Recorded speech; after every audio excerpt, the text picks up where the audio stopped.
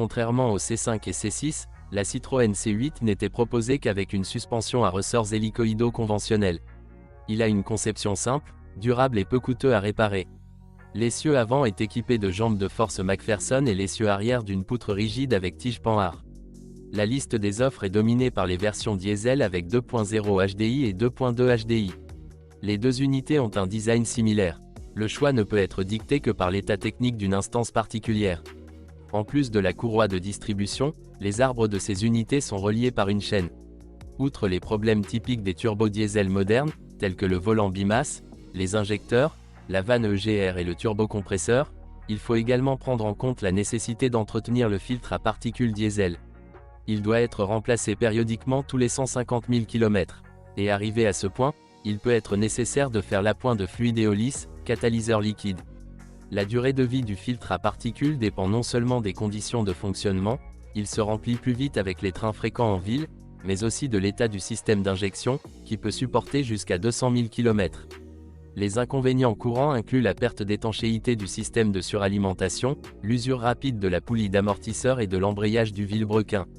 Les moteurs à essence atmosphérique constituent une alternative au diesel.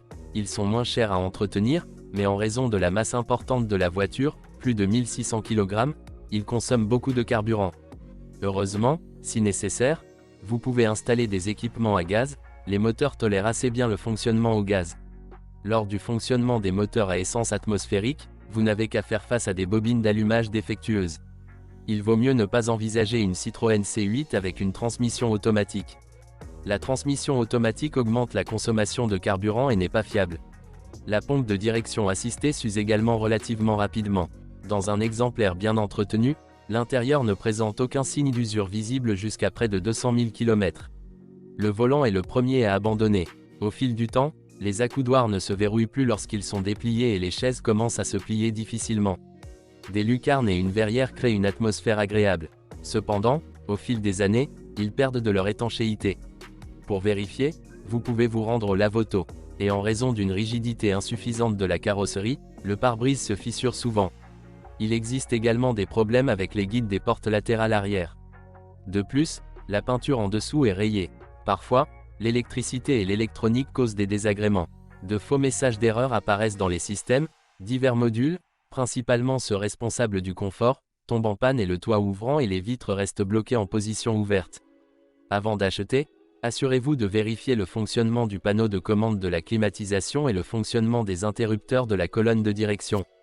Sur les échantillons collectés avant novembre 2004, des problèmes de servo-frein ont été observés lors de fortes gelées. Condensation accumulée dans le système, qui a gelé, bloquant le fonctionnement de l'amplificateur. Le fabricant a modifié l'unité en installant un système de ventilation supplémentaire avec filtre. La Citroën C8 peut être envisagée par ceux qui recherchent une grande voiture familiale confortable pour peu d'argent. De nos jours, il n'existe aucune voiture qui ne tombe jamais en panne. Si même les fabricants les plus célèbres ne peuvent garantir un sommeil réparateur, alors pourquoi payer trop cher ? Le monospace français est moins cher que ses principaux concurrents VW Charan, Citalambra et Ford Galaxy. Le seul souci est que dans quelques années la C8 perdra encore plus de valeur, et qu'il sera difficile de la revendre.